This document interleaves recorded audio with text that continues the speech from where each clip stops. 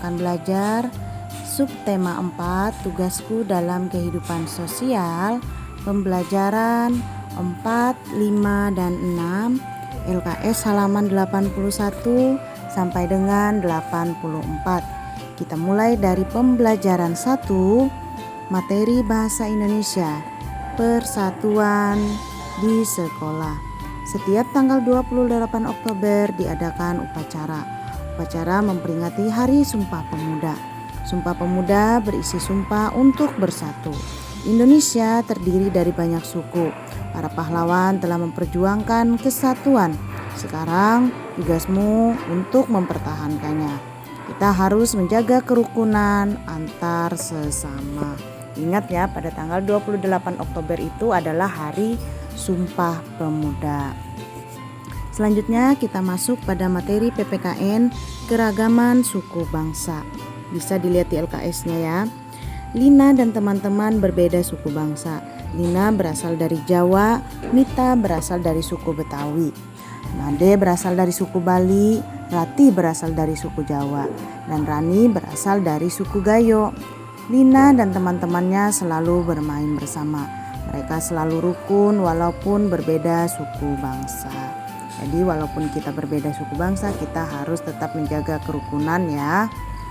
Selanjutnya kita masuk pada materi matematika. Gabungan pecahan uang. Bisa diperhatikan, Mita memiliki uang Rp2.000. Berikut ini pecahan uangnya.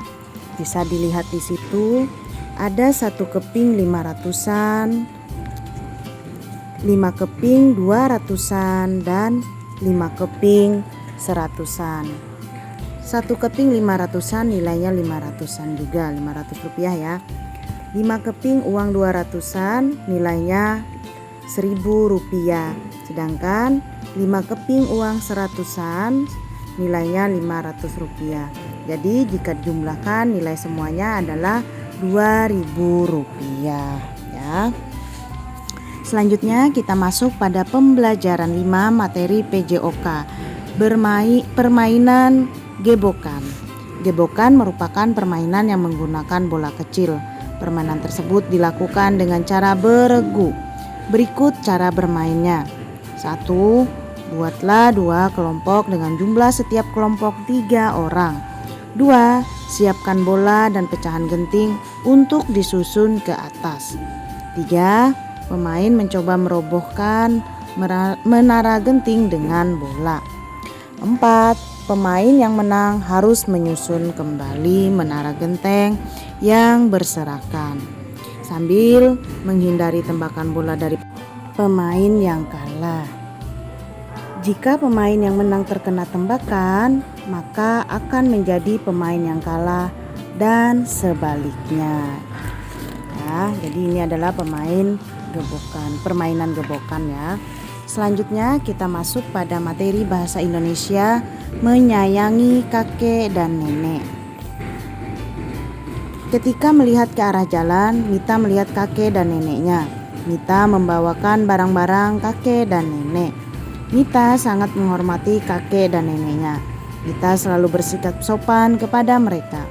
Mita juga menyayangi kakek dan neneknya. Jadi kita harus menyayangi orang tua kita ya. Baik itu kakek dan nenek maupun om dan tante kita juga kita harus sayangi ya. Terlebih lagi kedua orang tua kita. Selanjutnya kita masuk pada materi PPKN keberagaman usia. Bisa dilihat di LKS-nya halaman 84 sampai dengan 85.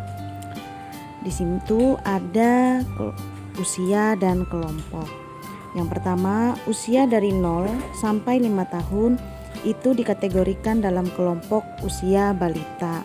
Sedangkan 5 sampai 11 tahun itu masuk dalam kategori kelompok usia kanak-kanak. 12 sampai 25 itu adalah usia kelompok remaja. 26 sampai dengan 45 tahun itu masuk pada kelompok usia dewasa. 45 sampai dengan 65 masuk pada kelompok usia lanjut usia atau tua. Sedangkan usia dari 65 tahun ke atas sampai 70 kan, misalnya sampai 80 sampai 100 bahkan, itu dikategorikan kelompok manula, manusia usia lanjut. Jadi harus bisa kalian bedakan ya. Nah, berarti kalau kalian anak kelas 2 SD itu masuk dalam kelompok usia kanak-kanak ya, karena usia kalian rata-rata dari 7 dan 8 tahun ya. Selanjutnya kita masuk pada materi di pembelajaran 6, bahasa Indonesia. Berkunjung ke panti asuhan. Kakek mengajak Mita ke panti asuhan. Mereka membawa beragam bahan makanan.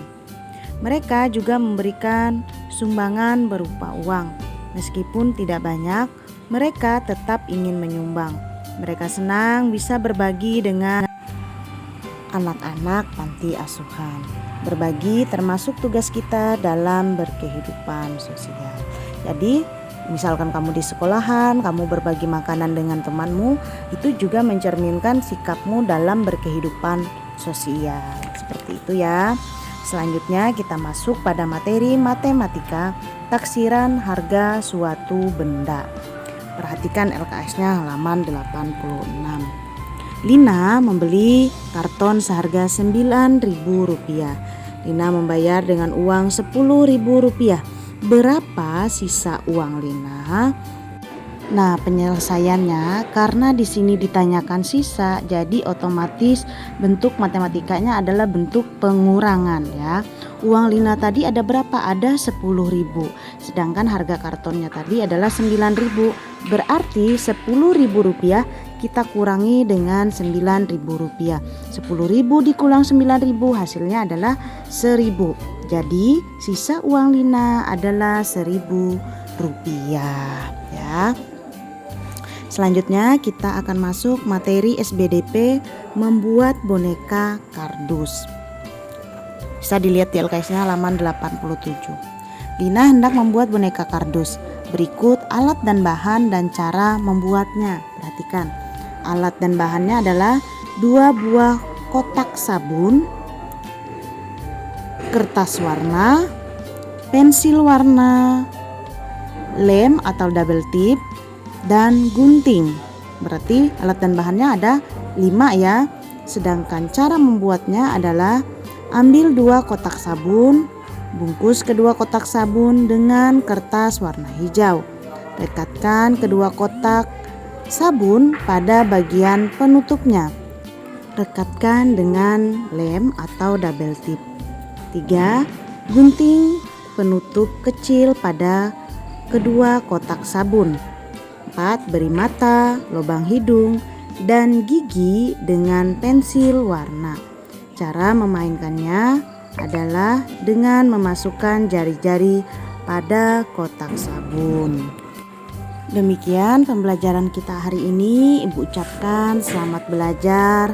Jangan lupa agar selalu rajin belajar dan tetap menjaga kesehatan ya dengan menerapkan protokol 5M.